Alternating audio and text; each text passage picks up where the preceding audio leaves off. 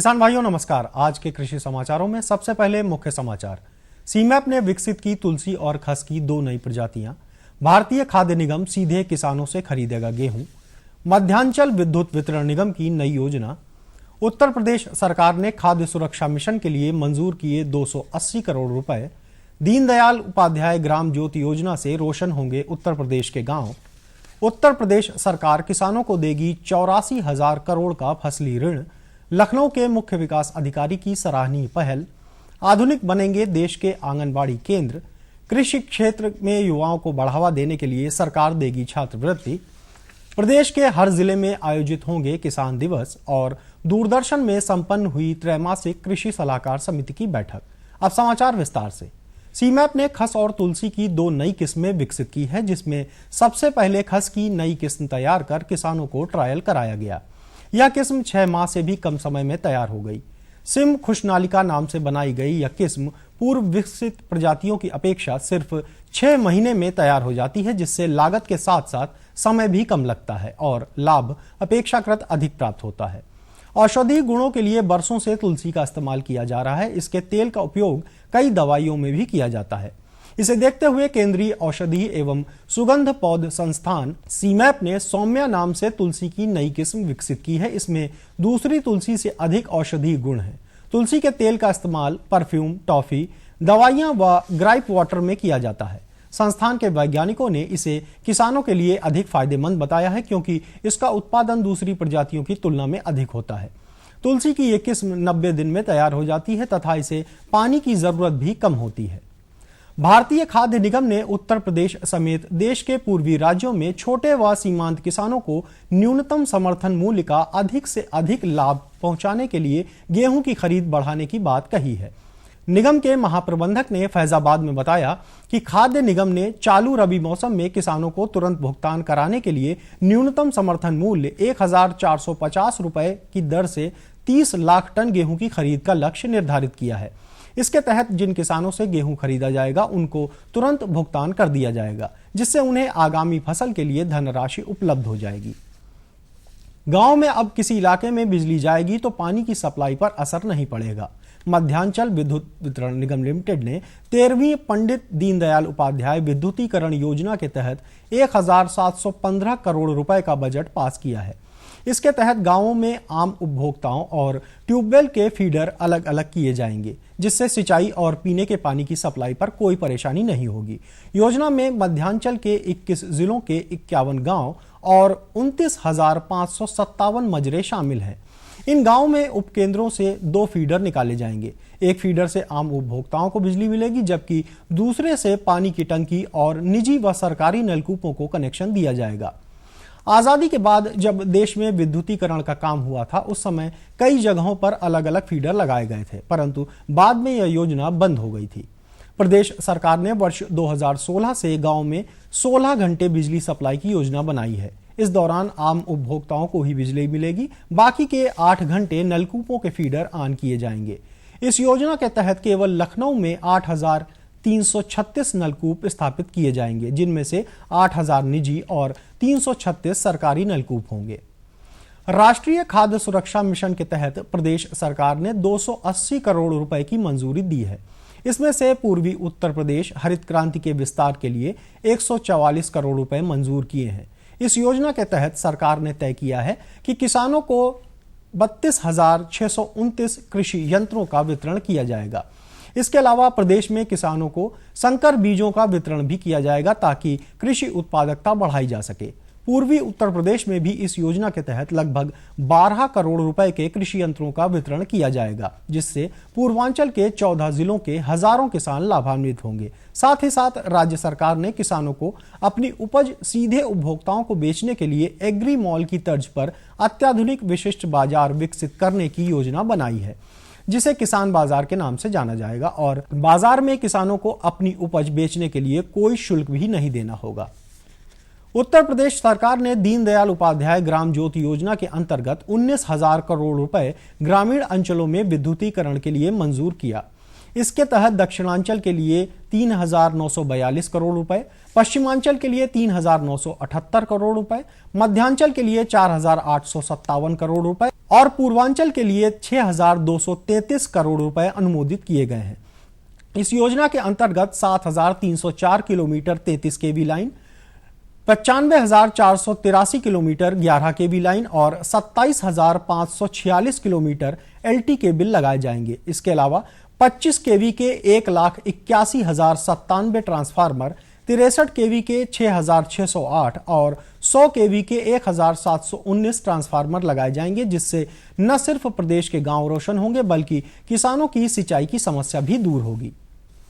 प्रदेश सरकार इस साल 32 लाख किसानों को किसान क्रेडिट कार्ड देने की योजना बना रही है। इसके जरिए 84,000 करोड़ रुपए का फसली ऋण दिया जाएगा। किसान क्रेडिट कार्ड का उपयोग किसान कृषि निवेश, कृषि यंत्रों की खरीद, खाद, उर्वरक, सिंचाई संसाधन व बीज खरीद सहित कई कामों के लिए कर सकेंगे। इसके लिए बैंकों को निर्देश दिया गया है कि वे किसान क्रेडिट कार्ड के वितरण में सरकार के निर्देशों का पालन करें तथा योजना को सफल बनाएं। लखनऊ के मुख्य विकास अधिकारी योगेश कुमार ने एक नई पहल की है। उन्होंने लखनऊ जिले का बिरूरा गांव गोद लिया है। मुख्य विकास अधिकारी ने फैसला किया है कि गांव में पढ़ने वाले बच्चों की यूनिफॉर्म गांव की ही महिलाएं बनाएंगी। इसके लिए उन्हें स्वयं सहायता समूह से जोड़ा जाएगा, जिससे न सिर्फ उनका आत्मविश्वास बढ़ेगा बल्कि उनकी आर्थिक स्थिति भी मजबूत होगी। सीडीओ ने निर्देश दिया है कि गांव के लगभग 65 महिलाओं को पंचायत सचिव की मदद से स्वयं सहायता समूह से जोड़ा जाए और उत्तर प्रदेश कौशल विकास मिशन के तहत आजीविका प्रशिक्षण दिलाया जाए, जिससे वो सिलाई बुनाई जैसे लघु उद्योग शुरू कर सकें। उनके इस प्रयास का ग्रामीणों ने स्वागत किया है। केंद्र सरकार मौजूदा आंगनबाड़ी केंद्रों को आधुनिक बनाने की योजना पर काम कर रही है। इसके तहत पहले चरण में हरियाणा, बिहार, उत्तर प्रदेश, उड़ीसा, राजस्थान, गुजरात, कर्नाटक व छत्तीसगढ़ में अत्याधुनिक नंदघर नाम से आंगनबाड़ी केंद्र बनाए जाएंगे। इस योजना के तहत बने पहले केंद्र का उद्घाटन हरियाणा के हसनपुर गांव में केंद्रीय महिला एवं बाल विकास मंत्री मेनका गांधी ने किया। उन्होंने बताया कि देश भर में इस तरह के 4,000 केंद्र तैयार किए जाएंगे। ये केंद्र भूकंप रोधी होंगे तथा इनमें सोलर लाइटों का प्रयोग किया जाएगा। इनमें लगी टीवी, इन्वर्टर, आरओ वाटर, पंखे आदि सोलर से चलेंगे। इस केंद्र में 40 बच्चे पढ़ सकेंगे। 250 गज में बने इस केंद्र को बनाने में लगभग 18 लाख रुपए की लागत आई है। इसके बन जाने से ग्रामीण अंचलों में चल रहे आंगनबाड़ी केंद्रों की समस्याएं न सिर्फ दूर होंगी बल्कि इनमें लोगों की रुचि भी बढ़ेगी। उत्तर प्रदेश सरकार ने कृषि क्षेत्र में शोध करने वाले छात्रों को बढ़ावा देने के लिए प्रदेश के 3 कृषि विश्वविद्यालयों और 2 कृषि संस्थानों के 25-25 छात्रों को 6,000 रुपए मासिक छात्रवृत्ति देने की योजना बनाई है। मंडी परिषद के निदेशक ने बताया कि 24 कृषि महाविद्यालयों और विश्वविद्यालयों में स्नातक और स्नातकोत्तर स्तर पर भी छात्रों को 3-3 हजार रुपए की छात्रवृत्ति मंडी परिषद द्वारा दी जा रही है। इसका मुख्य उद्देश्य युवाओं को कृषि से जोड़ना और आधुनिक कृषि तकनीक को बढ़ावा देना है। आज दिनांक 26 जून 2015 को दूरदर्शन लखनऊ के सभागार में उप महानिदेशक श्री DN मोघे की अध्यक्षता में कृषि सलाहकार समिति की बैठक का आयोजन हुआ। बैठक में उत्तर प्रदेश के कृषि से जुड़े विभिन्न विभागों के विभागाध्यक्षों एवं प्रतिनिधियों ने भाग लिया। समिति में पधारे विशेषज्ञों ने जुलाई, अगस्त व सितंबर में कृषि दर्शन कार्यक्रम के अंतर्गत प्रसारित होने वाले कार्यक्रमों के बारे में महत्वपूर्ण सुझाव दिए। किसान भाइयों, आइए अब नजर डालते हैं प्रदेश की कुछ मंडियों के मंडी भावों पर।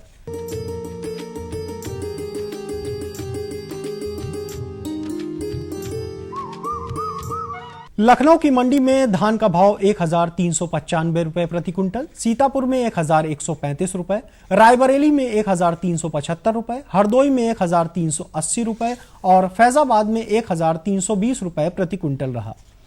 चावल की कीमतों पर नजर डालें तो लखनऊ की मंडी में चावल का भाव 2,120 रुपए प्रति क्विंटल, सीतापुर में 2,115 रुपए, रायबरेली में 2,025 रुपए, हरदोई में 2,175 रुपए और फैजाबाद में 2,080 रुपए प्रति क्विंटल रहा। गेहूं का भाव लखनऊ की मंडी में 1,485 रुपए प्रति क्विंटल, सीतापुर में 1,460 रुपए, रायबरेली में 1,465 रुपए, हरदोई में 1,460 रुपए और फैजाबाद में 1,470 रुपए प्रति क्विंटल रहा। मसूर का भाव लखनऊ की मंडी में 5,910 रुपए प्रति क्विंटल, सीतापुर में 5,920 रुपए, हरदोई में 5,615 रुपए और फैजाबाद में 5,775 रुपए प्रति क्विंटल रहा। गुड़ का भाव लखनऊ की मंडी में 3020 रुपए प्रति क्विंटल, सीतापुर में 2925 रुपए, रायबरेली में 2895 रुपए, हरदोई में 2675 रुपए और फैजाबाद में 3050 रुपए प्रति क्विंटल रहा। सब्जियों के भावों पर नजर डालें तो आलू का भाव लखनऊ की मंडी में 650 रुपए प्रति क्विंटल, सीतापुर में 630 रुपए, रायबरेली में 610 रुपए, हरदोई में 600 रुपए और फैजाबाद में 625 रुपए प्रति क्विंटल रहा। टमाटर का भाव लखनऊ की मंडी में 1675 रुपए प्रति क्विंटल, सीतापुर में 1520 रुपए, रायबरेली में 1525 रुपए, हरदोई में 1680 रुपए और फैजाबाद में 1280 रुपए प्रति क्विंटल रहा।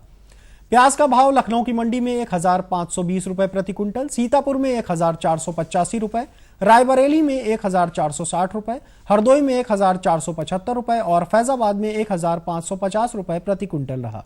किसान भाइयों, ये थे आज के कृषि समाचार और मंडी भाव। अगले अंक में आपसे फिर भेंट होगी, तब तक के लिए नमस्कार। और बताओ बस। अरे ये क्या भैया जी, बस इतनी सी रासायनिक खाद? किसानी छोड़ रहे हो क्या? किसानी नहीं, नादानी छोड़ रहे हैं। मिट्टी की जांच कराई है। अब तो लालाजी जितनी जरूरत है उतने ही उर्वरक खेत में डालेंगे। हाँ, किसान भाई आज ही अपने जिले की नजदीकी भूमि परीक्षण प्रयोगशाला में मिट्टी की जांच जरूर करवाएं और मिट्टी में पोषक तत्व, नमी व पौधे के विकास को देखते हुए केवल जरूरत के अनुसार ही पोषक तत्व डालें। और हाँ, मिट्टी में गंधक, जस्ता, बोरोन जैसे सूक्ष्म पोषक तत्वों का पता लगाना भी न भूलें।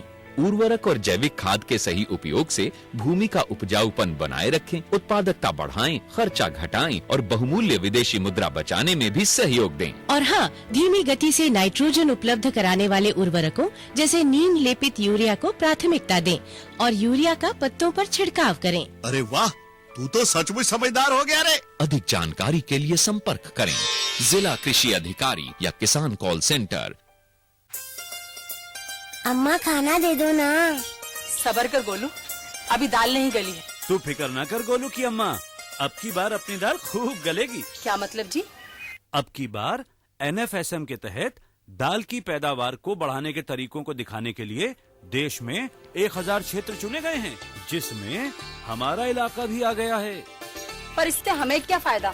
हमें 5 एकड़ खेती के लिए खाद और कीटनाशक के अलावा बढ़िया बीजों की एक मिनी किट भी मिलेगी। इतनी दाल का करेंगे क्या जी? अरे भगवान, सरकार ने दलहन का समर्थन मूल्य भी खूब बढ़ा दिया है और इनकी खरीद का भी पूरा इंतजाम कर लिया है। इससे आमदनी बढ़ेगी और फिर हमारा गोलू अच्छे स्कूल में जाकर के कृषि वैज्ञानिक बनेगा। हाँ शामू भैया, सरकार कह रही है पूर्वी भारत में भी दूसरी हरित क्रांति आएगी। अरे ये तो पंजाब और हरियाणा में हुआ था, यहाँ तो अनाज की पैदावार अब भी कम है। सरकार की बातों में कुछ तो दम होगा। आखिर यहाँ बारिश 3 गुना होती है। चलो वैज्ञानिक का नंबर मिलाते हैं। अरे वाह, आ गए। नमस्ते सरपंच जी। हाँ भाई, उपजाऊ जमीन की कीमत को पहचानो। जरूरत है सिर्फ सही किस्म और तकनीक अपनाने की।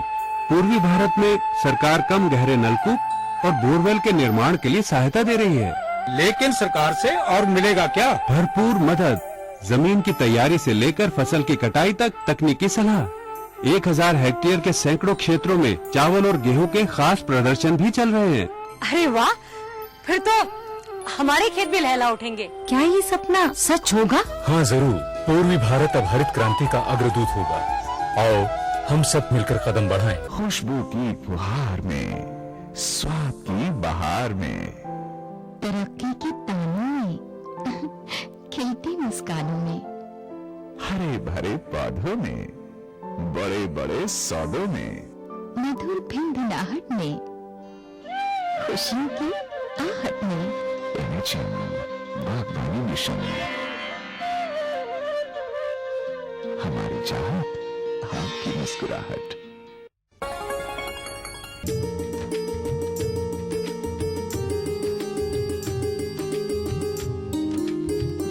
कृषि समाचार के बाद एक बार पुनः आपका कृषि दर्शन कार्यक्रम में स्वागत है। बहनों भाइयों, खेती किसानी के साथ साथ कुछ ऐसे भी उद्योग धंधे हैं जिन्हें अपनाकर हम अतिरिक्त आय प्राप्त कर सकते हैं। तो इसी परिप्रेक्ष्य में आज हम आपको जानकारी दिलवाने जा रहे हैं अधिक मत्स्य उत्पादन कैसे करें। और इस विषय पर जानकारी देने के लिए आज हमारे बीच में उपस्थित हैं मत्स्य निदेशालय लखनऊ के संयुक्त निदेशक सुनील कुमार सिंह जी। सिंह साहब, आपका स्वागत है। सिंह साहब, सबसे पहले हम ये जानना चाहते हैं कि मत्स्य उत्पादन हमारे किसान भाइयों के लिए किस तरह से लाभकारी व्यवसाय सिद्ध हो सकता है? देखिए, हमारे प्रदेश में मत्स्य पालन बहुत पहले समय से ही होता चला आ रहा है। आज मत्स्य पालन की बात जब हम करते हैं तो व्यावसायिक मत्स्य पालन की बात को हमें समझना चाहिए। हमें ऐसे मत्स्य बीज का तालाब में संचय करना चाहिए जो कम समय में ज़्यादा बढ़ सके और कम समय में जिसमें मछलियों में मांस चढ़ सके और व्यावसायिक उसका लाभ मत्स्य पालकों को, किसानों को मिल सके। तो आजकल मत्स्य पालन की कई विधाएं प्रचलित हैं और किसानों को इसका अंगीकार करते हुए और मत्स्य पालन को अपनाना चाहिए और अपने आय में वृद्धि वो कर सकते हैं। जी डॉक्टर साहब, जैसे हम मत्स्य पालन कर रहे हैं तो हमारे पास तालाब का होना बहुत आवश्यक है। तो किस तरह का तालाब होना चाहिए, उसका आकार कितना होना चाहिए, गहराई कितनी होनी चाहिए? अगर व्यावसायिक मत्स्य पालन हम करना चाहते हैं तो कम से कम 0.2 हेक्टेयर का तालाब अर्थात 2000 वर्ग मीटर का आकार होना चाहिए। वैसे तालाब जो आयताकार तालाब जो है वो सबसे अच्छा तालाब माना जाता है क्योंकि वहाँ मछलियों को दौड़ने के लिए ज़्यादा स्थान मिलता है और कम श्रम लागत से मछली का जो निकासी है वो हो सकती है। तो तालाब का जो आकार है वो 0.2 हेक्टेयर और उससे ऊपर का होना चाहिए और बेहतर होगा कि यदि 1 हेक्टेयर तक के तालाब को अगर 2 भागों में बांट करके मत्स्य पालन करें तो मतलब आधा हेक्टेयर के तालाब का हम इस्तेमाल करें मत्स्य पालन में तो नियंत्रित तरीके से मत्स्य उत्पादन हम कर सकते हैं। साथ ही साथ तालाब की जो जलधारण क्षमता है वह कम से कम जो है वो 6 फीट पानी उसमें होना चाहिए अर्थात तालाब 8 फीट गहरा हो जिसमें 6 फीट पानी हो और 2 फीट तालाब का ऊपरी स्थान खाली रहे तो वो तालाब मछली पालने के लिए अच्छा होता है।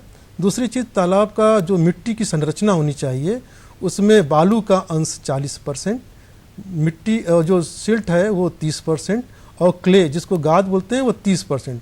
इस तरीके से अगर मछली के तालाब का मिट्टी है तो वो मछली पालने के लिए अच्छा माना जाता है, उसकी पानी को धारण करने की क्षमता अच्छी बनी रहती है। जी सिंह साहब, कहते हैं कि भाई अगर आपको उत्पादन अच्छा लेना है तो प्रजातियों के चयन में बड़ी सावधानी बरतनी चाहिए।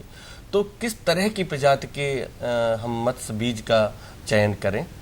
ये सबसे महत्वपूर्ण बात है। जैसे किसान अपनी खेती में उन्नतशील के फसल के लिए बीज डालता है उसी तरह से तालाबों में भी मछली का जो बीज है वो उन्नत प्रजाति का होना चाहिए और जिसका बाजार में अच्छा मूल्य मिले। और जैसे हमारे भारतीय मेजर कार्प मछलियों में कतला, रोहू, नैन ये 3 प्रजाति की मछलियाँ एक साथ तालाब में पाली जा सकती हैं। इसके अलावा 3 विदेशी नस्ल की मछलियाँ भी तालाब में पालने का हम लोग संशोधित करते हैं। इसमें सिल्वर कार्प, ग्रास कार्प और कॉमन कार्प ये तीनों प्रजाति की मछली और मतलब 6 प्रजाति की मछलियाँ एक साथ तालाब में पाली जा सकती हैं। इनमें एक चीज़ है कि आपस में मिलजुल करके रहती हैं और तालाब के को 3 स्तर में बांट देती हैं। ऊपरी स्तर पर कतला रोहू और सिल्वर कार्प, बीच वाले स्तर में रोहू और ग्रास कार्प और सबसे गहराई वाले जो नीचे वाला स्तर है उसमें जो है नैन और कॉमन कार्प प्रजाति की मछलियाँ एक साथ पाली जाती हैं। इस प्रकार से ये सभी मछलियाँ अपने अपने स्थान में रहते हुए तालाब में उपलब्ध जो भोज्य पदार्थ हैं उसका सेवन करते हुए मछली के मांस में ज़्यादा परिवर्तित होती हैं। ये इस तरह से लाभ देती हैं। अच्छा सिंह साहब, ये मत्स्य बीज जो हम लेते हैं तो ये इसका आकार कैसा होना चाहिए और कितनी मात्रा में हमें अपने तालाब में डालना चाहिए?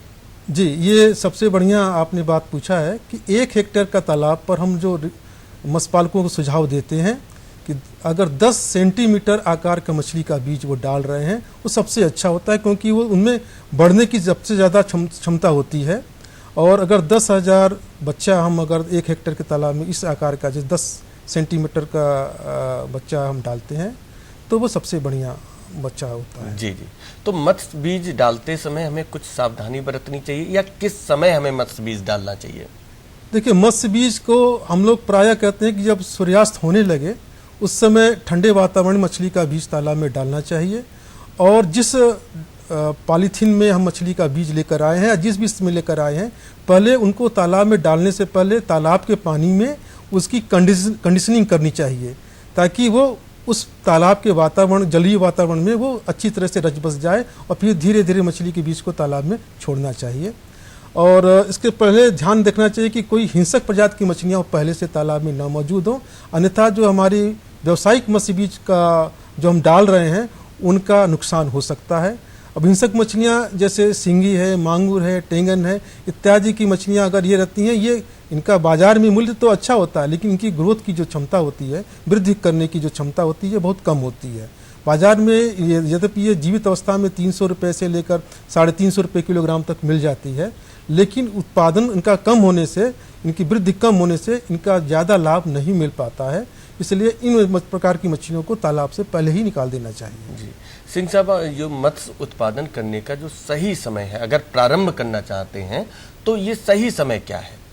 देखिए, मत्स्य पालन का प्रारंभ करने से पहले तो हमें अपने खेत की जैसे से तैयारी करनी चाहिए, वैसे तालाबों की तैयारी भी करनी चाहिए, क्योंकि किसानों के लिए जो कृषक है, मत्स्य कृषक, उनको तालाब ही उनका खेत है। तो तालाब का आप जो है अप्रैल माह से ही सुधार कार्य प्रारंभ कर देना चाहिए। अगर 12मासी तालाब है तो उसमें भी उसकी अलग व्यवस्था होती है, और यदि वो 8-9 महीने का सीजनल वाटर बॉडी है तो उसके लिए भी तैयारी आपको अप्रैल माह से करनी चाहिए, लेकिन दोनों अलग अलग प्रकृति की तैयारियां होती हैं। मतलब आपके कहने का तात्पर्य है तालाब का प्रबंधन बहुत आवश्यक है। जी। तो प्रबंधन हमारे जो मत्स्य पालक बहन भाई है वो किस तरह से करें?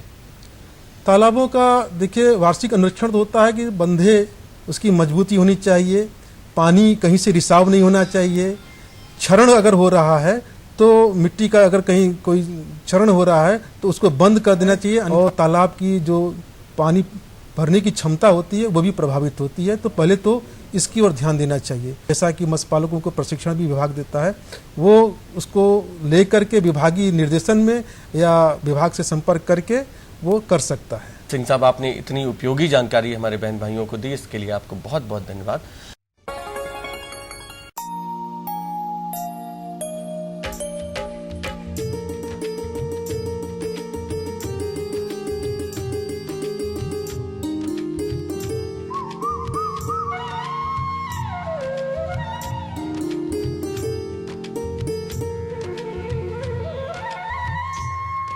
किसान भाइयों, स्वागत है आपका मौसम समाचारों में। पिछले दिनों प्रदेश का अधिकतम तापमान 38 डिग्री सेल्सियस तथा न्यूनतम तापमान 27 डिग्री सेल्सियस रिकॉर्ड किया गया। न्यूनतम तापमान में सामान्य से 2 से 3 डिग्री सेल्सियस की बढ़ोतरी तथा अधिकतम तापमान में 3 से 4 डिग्री सेल्सियस की बढ़ोतरी दर्ज की गई। वातावरण में अधिकतम आर्द्रता 80% तथा न्यूनतम 70% रही। मौसम वैज्ञानिकों के अनुसार आने वाले 48 घंटों में प्रदेश के ज्यादातर स्थानों पर घने बादल छाए रहेंगे। प्रदेश के विभिन्न हिस्सों में हल्की से भारी बारिश होने की संभावना है। इस वजह से अधिकतम तथा न्यूनतम तापमान में मामूली गिरावट दर्ज की जाएगी। मौसम विभाग के अनुसार मानसून पूरे भारत में सक्रिय हो चुका है। जल्द ही पूर्वोत्तर के राज्यों में भारी बारिश होने की संभावना व्यक्त की गई है। किसान भाई वर्षा की स्थिति को देखते हुए धान के बीजों का चयन करें। कम वर्षा वाले क्षेत्रों में जल्दी पकने वाले धान की रोपाई व बुआई करें। किसान भाइयों, इस मौसम में धान की शीघ्र व मध्यम अवधि की प्रजातियां जैसे गोविंद, रत्ना, नरेंद्र 118, पंत 12, सरयू 52, साकेत 4 आदि की बुआई करें। बुआई से पूर्व खेत में नाइट्रोजन व फास्फोरस का उचित मात्रा में प्रयोग करें। बरसात के मौसम में किसान भाई अपने दुधारू पशुओं की उचित देखभाल करें, उन्हें भीगने से बचाएं तथा पशु चिकित्सक से मिलकर उचित टीके लगवाएं एवं उनके खाने पीने का समुचित ख्याल रखें। उनके रहने के स्थान को सूखा रखें तथा मक्खियों व कीड़ों से बचाव का उचित प्रबंध करें। अगले 5 दिनों में वर्षा की संभावना को देखते हुए किसान भाई खड़ी फसलों में सिंचाई व किसी प्रकार का छिड़काव न करें। वर्षा की स्थिति को देखते हुए सब्जियों की सिंचाई करें तथा भिंडी की फसल में इस समय पीत शिरामोजैक रोग के नियंत्रण हेतु संस्तुत दवाओं का प्रयोग करें। साथ ही साथ हल्दी व अदरक की बुआई प्रारंभ करें। किसान भाइयों, ये थे आज के अंक के मौसम समाचार। अगले अंक में आपसे फिर भेंट होगी। तब तक के लिए नमस्कार।